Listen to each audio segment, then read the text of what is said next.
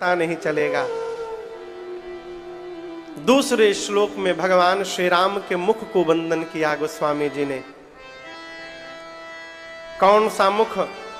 रात में कहा गया कि सवेरे युवराज बनना है, भगवान प्रसन्न नहीं हुए। और प्रातः काल कहा गया कि आपको वन में जाना है, ये सुन के राम जी दुखी नहीं हुए।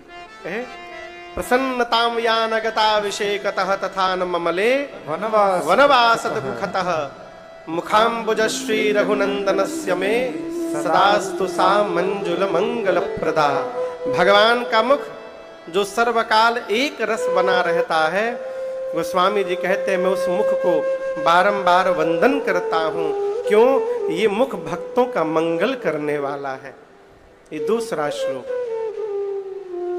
तीसरे श्लोक में मेरे पीछे आपको स्वरूप दिख रहा है श्री रघुनाथ जी का। इसी रूप की वंदना की गोस्वामी जी ने।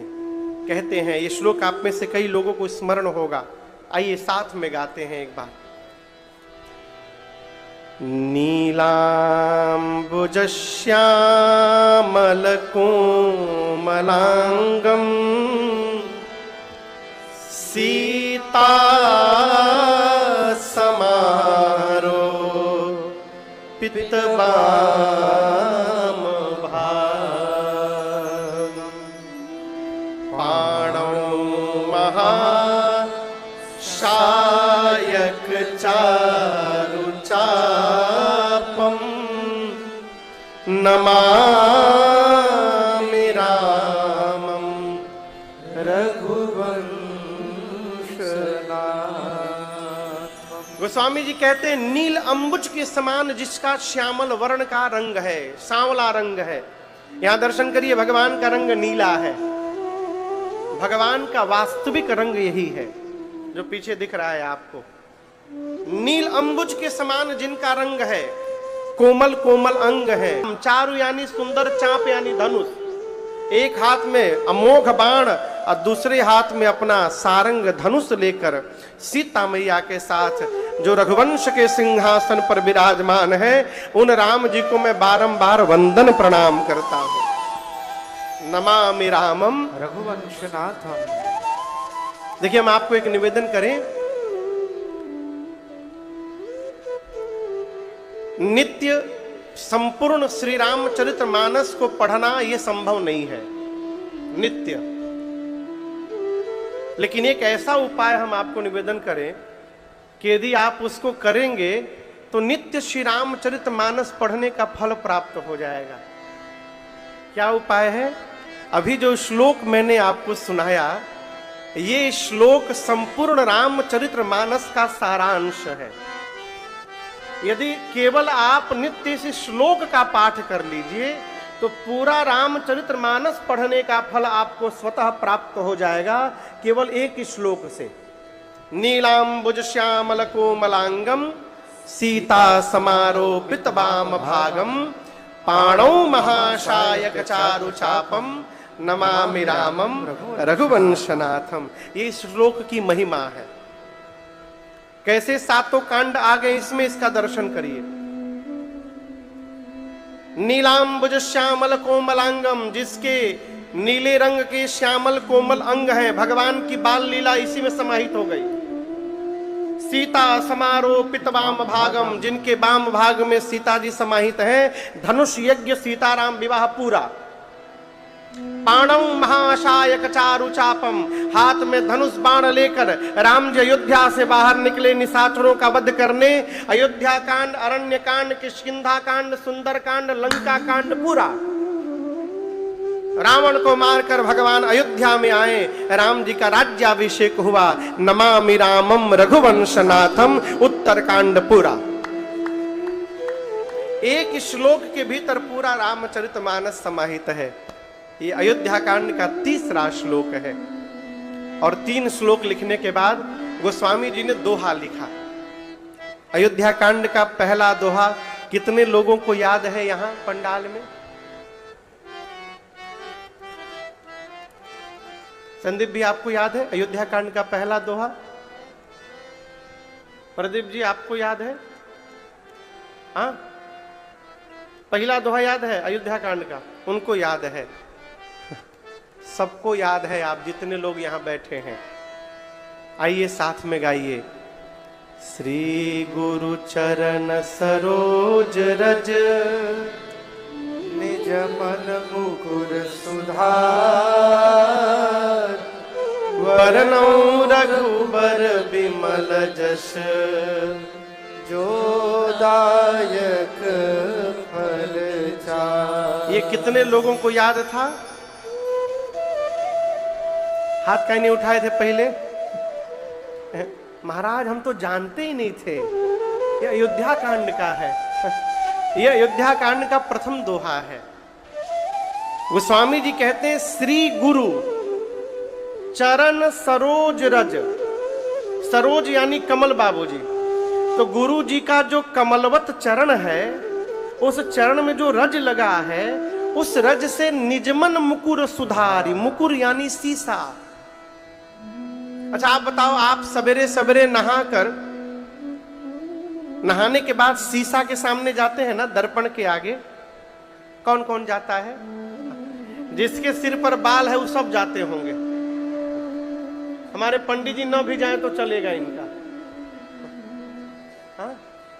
तिलक, अरे स्पॉट हाथ से मार लेते हैं इसे बिना देखे। हाँ। कल्पना करिए आप दर्पण के सन्मुख गए और दर्पण पर मैल जमा हो, तो अपना चेहरा दिखाई देगा? बोलिए। तो आप क्या करते हैं? साफ करते हैं।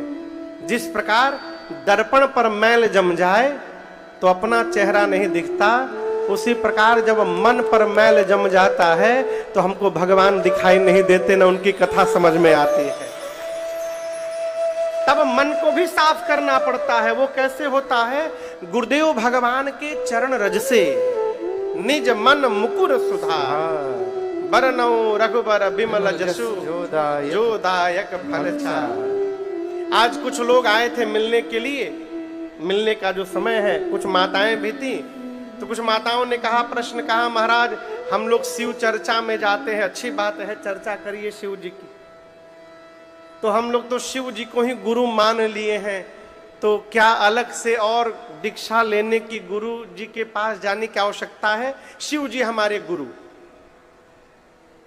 शिव जी खाली आप ही के गुरु नहीं हैं, शिव जी पूरे त्रैलोक्य के गुरु हैं। ये मानस में लिखा है, तुम त्रिभुवन गुरु वेद बखाना। वेद ऐसा कहते हैं कि भगवान शंकर त्रैलोक्य के गुरु हैं।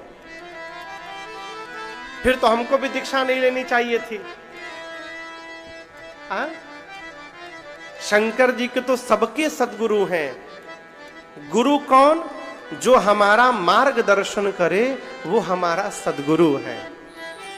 भगवान शंकर त्रैलोक्य के गुरु हैं।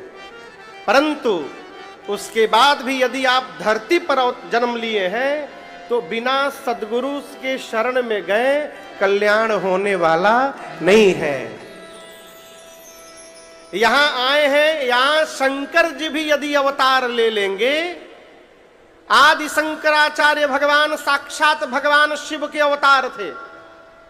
जगत गुरु आदि शंकराचार्य भगवान इस धरती पर आने के बाद उनको भी गुरु की शरण में जाना पड़ा। आदि जगत गुरु भगवान श्री रामानंद भगवान साक्षात राम जी ही कलिकाल में तीर्थराज प्रयाग में रामानंद भगवान के रूप में अवतार लिए। अपने आने के पहले सन अभी 2025 चल रहा है ना, 1017 में 1017 में राम जी ने लक्ष्मण भैया को धरती पर भेजा। दक्षिण भारत में उनका अवतार हुआ रामानुज स्वामी के नाम से। वो भी गुरु जी की शरण में गए। इस धरती पर यदि भगवान भी अवतार लेंगे तो उनको भी गुरु जी से जाकर दीक्षा लेनी पड़ेगी। हमारी आपकी क्या गिनती है? इसलिए इस भ्रम में न रहिए कि शिव गुरु हैं तो और कहीं जाने की आवश्यकता नहीं है। शिव सबके गुरु हैं। जो शिव चर्चा में जा रहा है उसके भी गुरु हैं, और जो शिव चर्चा में नहीं जा रहा है उसके भी गुरु हैं। सदगुरु की शरण में जाइए। दूसरी बात मैं आपसे कहूं, एक श्रोता ने प्रश्न किया, महाराज क्या गुरु जी से दीक्षा लेकर ही मंत्र नाम जपेंगे तो फायदा करेगा? बिना दीक्षा लिए नाम जपेंगे तो फायदा नहीं करेगा? आप लोग बताइए। बिना नाम दीक्षा लिए यदि नाम जपेंगे तो फायदा करेगा कि नहीं करेगा? बोलिए। बिल्कुल करेगा, 100% करेगा। डॉक्टर साहब सिर दर्द की दवा लिखें तब आप लेकर खाइए, अब बिना उनके लिखे अपने मन से लेकर खाइए, दोनों कंडीशन में कसर करेगा। तो यदि बिना दीक्षा लिए नाम जपने से कल्याण हो सकता है तो फिर दीक्षा लेने की क्या आवश्यकता? ये प्रश्न है। आपसे निवेदन करूं, दीक्षा लेकर जपेंगे इसके चक्कर में न रहिए, आप जपना प्रारंभ करिए। यदि आप निष्ठा से भगवत नाम का जप करेंगे ना, तो ये आपका निष्ठा पूर्वक किया गया जप ही आपको सद्गुरु के पास लेकर चला जाएगा और आपका कल्याण हो जाएगा। आप यदि जपना प्रारंभ करेंगे तो यही गुरु जी से मिला देगा, आपको ढूंढना नहीं पड़ेगा। आप बस नाम में लगे रहिए, ऐसा संयोग आएगा कि आप स्वयं सद्गुरु के पास पहुंच जाएंगे। आप गुरु न बनाइए, स्वयं चेला बनिए, गुरु न बनाइए साहब। कई लोग कहते हैं हम गुरु बनाएंगे, अब कैसे बनाएंगे? हम देखेंगे कौन मेरा गुरु बनने लायक है। अरे तो जब तुम ही देखोगे कौन गुरु बनने लायक है तो तुम परीक्षा लोगे। हाँ महाराज, अब ऐसे जैसे तैसे थोड़ी दीक्षा ले लेंगे, हम देखेंगे कौन उसमें पात्रता है कि नहीं है। तो जब तुम ही गुरु जी की पात्रता देख रहे हो तो तुम गुरु की वो गुरु, सबसे बड़े गुरु तो आप ही हो गए। इसलिए गुरु न बनाइए, चेला बनिए, शिष्य बनिए। और कब बने महाराज? कई लोग कहते हैं 60 साल के बाद। रहिएगा तब ना। एग्रीमेंट हुआ है का कोनो कि 60 तक रहना ही है? ये जो शरीर मिला है ना, अरे किस धुन में बैठा बावरे, आज करे सो अब।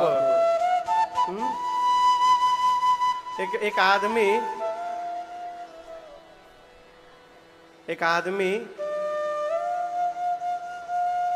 बहुत गरीब था, बहुत गरीब। संदीप भैया लगा पैसा कमाने, लाखपति बना, करोड़पति बना, अरबपति बना। उसके मित्र बोले कि चलो अयोध्या दर्शन करके आ जाए, तो बोला नहीं अभी अभी अभी अभी और एम्पायर बड़ा करना है, बाद में चलेंगे, अभी पैसा कमाने दो। बाबूजी कमाते कमाते 60 साल का हो गया, वो उसकी उम्र हो गई 60 साल की। उस दिन जिस दिन उसका जन्मदिन था, पूरा हिसाब देखा तो देखा कि इतनी संपत्ति जमा कर लिया है वो कि उसकी आने वाली 4-5 पीढ़ी यदि बैठ कर भी खाए तो संपत्ति समाप्त होने वाली नहीं है, इतनी संपदा जमा हो गई। फिर उसने निर्णय किया कि बहुत ठाकुर जी की कृपा हो गई, अब आज से प्रयास नहीं करूंगा, अब अपने आप जो बिजनेस से व्यापार से आता रहेगा उसी में संतुष्ट रहूंगा। अब मैं नहीं बढ़ाऊंगा व्यापार, बच्चे बढ़ाएंगे तो बढ़ाएंगे, मैं अब संतुष्ट हो गया।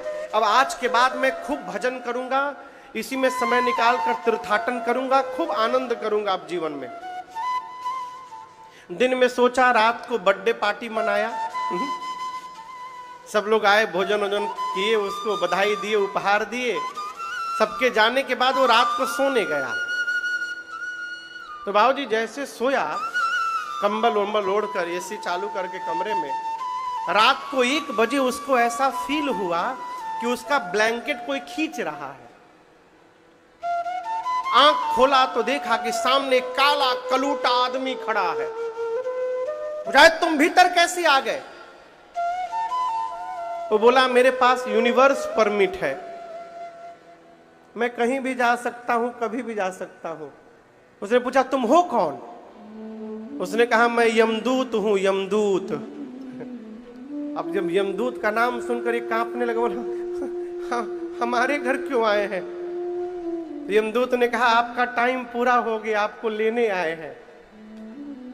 अब वो सेठ सोचा कि बताओ, आज ही मैं निर्णय किया कि अब जीवन में आनंद करूंगा, खूब तीर्थाटन करूंगा, भजन करूंगा, तब तक जाने का दिन आ गया।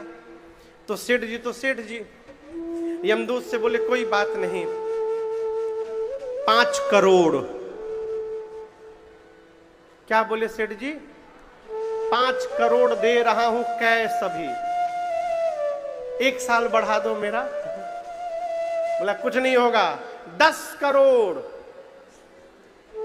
अरे दिमाग खराब है तुम्हारा, 50-50।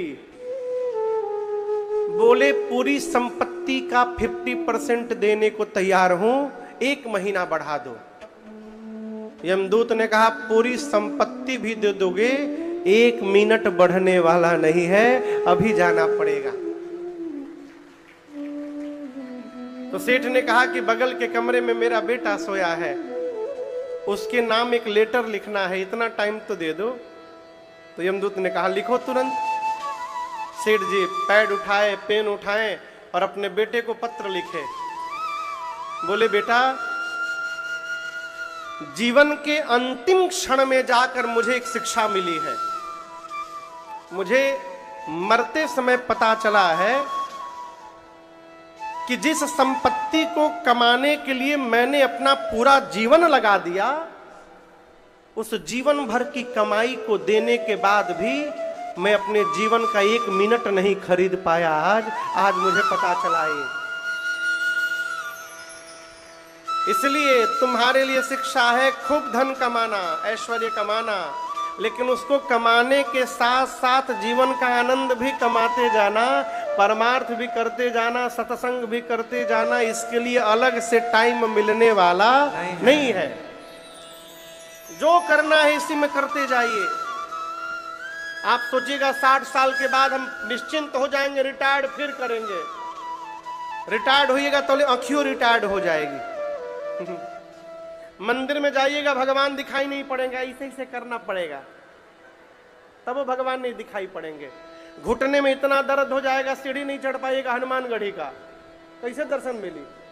कहो। इसलिए शरीर के अंग जब तक स्वस्थ हैं, जितना करना है कर लीजिए। अरे सोने वाले जाग जाग, संसार मुसाफिर खाना है। गोस्वामी जी ने गुरुदेव भगवान के चरण के रज से अपने मन रूपी दर्पण को निर्मल किया और अयोध्या कांड की पहली चौपाई बाबा कहते हैं, जब तेरा मां ब्याही घर आए, जब तेरा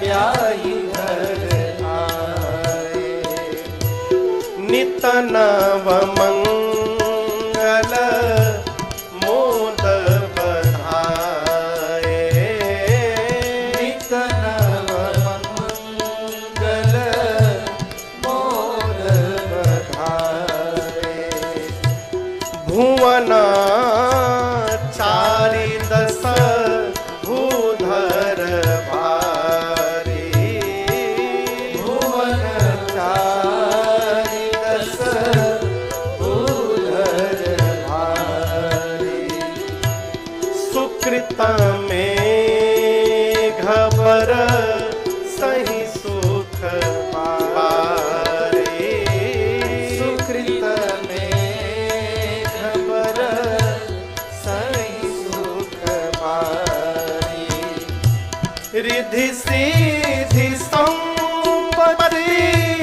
धनली सुहाई, रिधि सिद्धि संपत्ति नदी सुहाई, उमगे अवध हम बुद्धि कहूँ आए, उमगे अवध हम बुद्धि कहूँ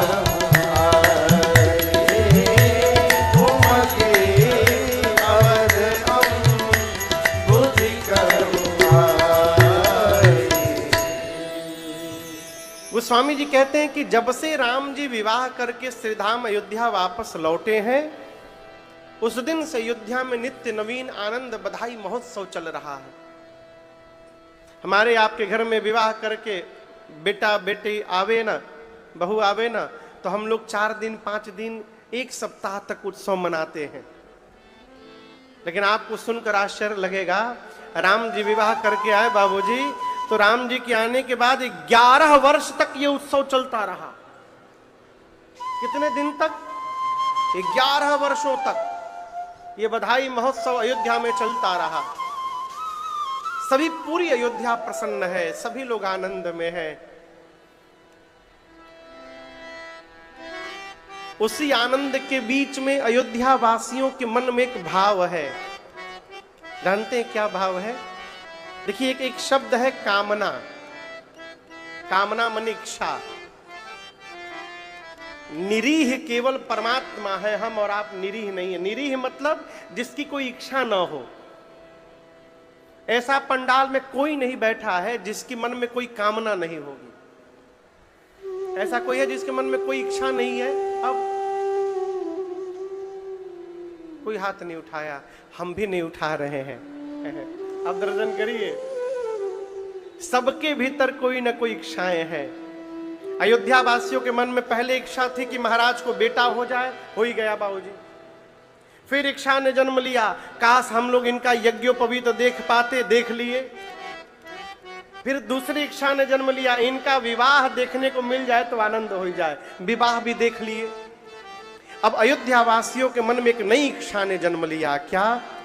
महाराज वृद्ध हो चुके हैं, यदि अपने जीते जी महाराज राम को युवराज पद पर बिठा दे, कितना आनंद होगा हो। आप अछत युवराज पद राम ही दे नरेश। अपने जीते जी यदि राम जी को युवराज बना दे महाराज, कितना आनंद हो जाएगा। अयोध्यावासी सोच रहे हैं। और आपको बताऊं, एक दिन श्री दशरथ जी महाराज अपने दरबार में बैठे थे। पूरी सभा बैठी है, सभा के लोग महाराज की प्रशंसा करते हैं। कहते महाराज, तीनों लोक त्रिभुवन में, तीनों काल में, इस जगत में आप जैसा पुण्यशाली दूसरा कौन होगा? आप जैसा धर्मात्मा महाराज कौन होगा? मंगल के भवन राम जिसके घर में पुत्र बन करके आ गए हों, आपके विषय में कुछ भी कहा जाए तो महाराज कम पड़ेगा। पूरी प्रजा महाराज की सभा प्रशंसा करने लगी। और यहां मैं हाथ जोड़कर आपसे एक निवेदन करूंगा। बोलूं? जीवन में जब प्रशंसा मिलने लगे ना, तो बहुत सावधान रहना चाहिए। क्यों महाराज? ये सोचना चाहिए कि जो प्रशंसा हो रही है, हमारे भीतर उसकी पात्रता है कि नहीं है। नहीं तो चम्मच जानते हैं आप? चम्मच, आप लोग चम्मच नहीं देखे हैं? चम्मच जिस बर्तन में चला जाए उसी बर्तन को खाली कर देता है। बाबूजी, जिस बर्तन में चम्मच डालिए वो चम्मच उस बर्तन को खाली कर देता है। उसी प्रकार जिस मनुष्य के पीछे चमचे लग जाते हैं, उस मनुष्य को ये चमचे खाली कर देते हैं। चमचों से सावधान रहिए। ये चमचे करते कहां हैं? हर बत्ती में बाह बाह बाह बाह, इतना बाह कर देंगे कि आपके जीवन में आह निकल जाएगा। मैं सत्य बोल रहा हूं। एक हमारे परिचित हैं, उनके साथ वो जब आते थे तो उनके गाड़ी में 4-5 लोग बैठ के आते थे। बाबूजी, मैं उनका नाम नहीं लूंगा। वो जब आवे, समझ रहे हैं ना, उनके साथ गाड़ी में 4 लोग बैठ के आते थे। एक आदमी उनका तौलिया पकड़ता था, एक आदमी उनका पान का डिब्बा पकड़ता था, एक आदमी उनका पिकदान पकड़ता जिसमें थूकते थे वो।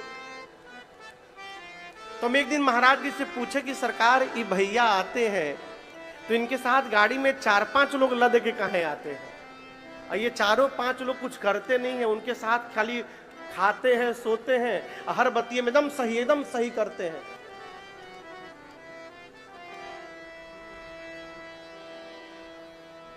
महाराज जी बोले ये सब एवं है, एवं। हम पूछे एवं क्या है? बोले भगवान किसी तेज घोड़े के साथ 4-5 गधों को बांध देते हैं। क्यों? ये घोड़वा कहीं रेस जीत न जाए, तो ये गधे क्या करते हैं, उसको पकड़ के रखते हैं, भागने नहीं देते हैं। तो उसी प्रकार आपके साथ यदि बाह बाह करने वाले लोग हैं, अब बाह बाह करें तो ध्यान रखिए, अपने भीतर झांक कर देखिए, ये जो प्रशंसा मिल रही है इसकी पात्रता है कि नहीं है। बिना पात्रता की गई प्रशंसा व्यक्तित्व को समाप्त करने के लिए पर्याप्त है, वही समाप्त कर देगी प्रशंसा। सभा के लोगों ने महाराज की प्रशंसा की। महाराज अपने जीवन को अपने मन के दर्पण में देखने लगे कि ये जो कहा जा रहा है मैं इसका अधिकारी हूं कि नहीं हूं, ये इसका मूल भाव है। व्यवहारिक दृष्टिकोण से दशरथ जी को लगा कि उनके सिर पर जो मुकुट रखा गया है ना, वो तनिक टेढ़ा हो गया है। तो मुकुट को सीधा करने के लिए दशरथ जी शीशा लिए, दर्पण हाथ में, और मुकुट देख करके, दर्पण देख करके मुकुट को सीधा किया। और जैसे सीधा किया तब तक कान के पास के केश पर दृष्टि चली गई। श्रवण समीप भय शीत के मनहु जरठपन आसऊ कान के पास के केश पर दृष्टि गई महाराज की। देखे मेरे केश श्वेत हो गए। कैसे हो गए? श्वेत मतलब समझ रहे हैं ना, उज्जर, वाइट, सफेद। महाराज ने देखा कि मेरे केश, कान के पास के केश श्वेत हो गए। महाराज को लगा कि ये केश उनके कान में प्रवेश करके और उनको उपदेश दे रहे हैं, महाराज हम लोग अपना रंग बदलना प्रारंभ कर दिए, अब आप भी अपना रंग बदलिए। कैसे बदलिए? नृप युवराज राम काहू देहु, जीवन जनमा लाह कीन ले।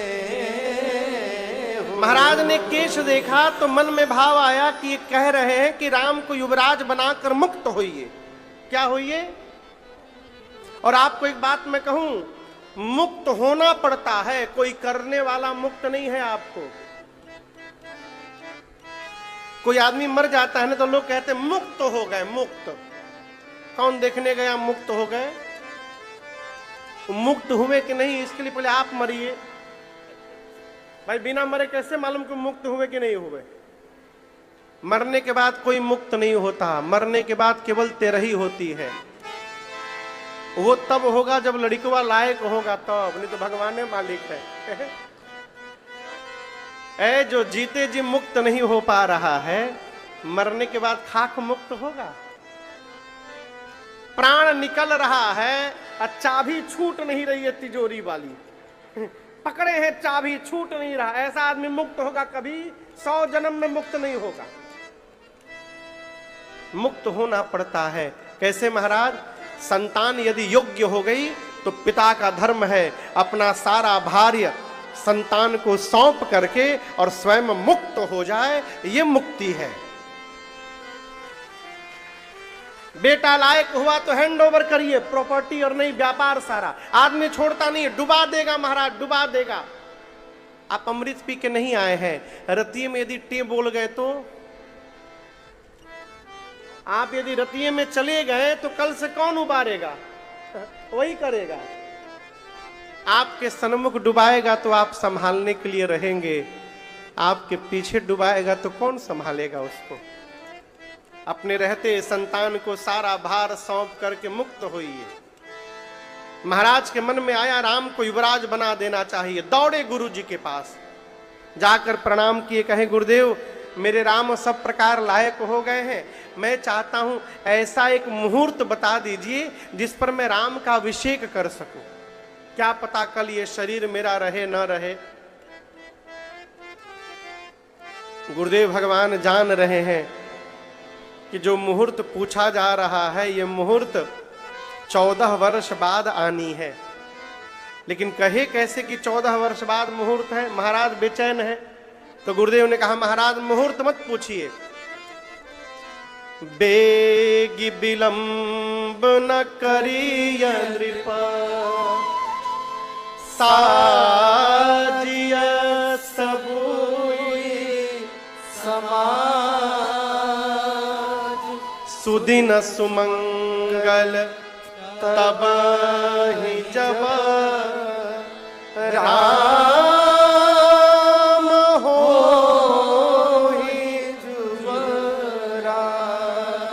गुरुदेव ने कहा तुरंत करिए, बेगी विलंब मत करिए। महाराज मुहूर्त मत ढूंढिए राम के अभिषेक के लिए, तुरंत कर दीजिए। क्यों? आप जिस समय राम का अभिषेक कर देंगे वही समय श्रेष्ठ मुहूर्त में परिवर्तित हो जाएगा, इसलिए तुरंत करिए। मुहूर्त से राम का अभिषेक नहीं होगा, राम के अभिषेक से मुहूर्त का निर्णय होगा। तुरंत करिए।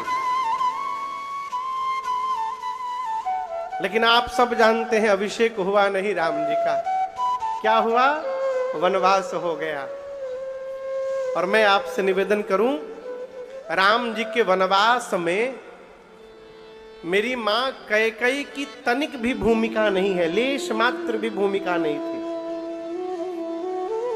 जो कुछ भी घटना घटी है ये सब राम जी की इच्छा से हुआ है। राम कीन्ह चाहे सोई होई, करे अन्यथा अस नहीं कोई।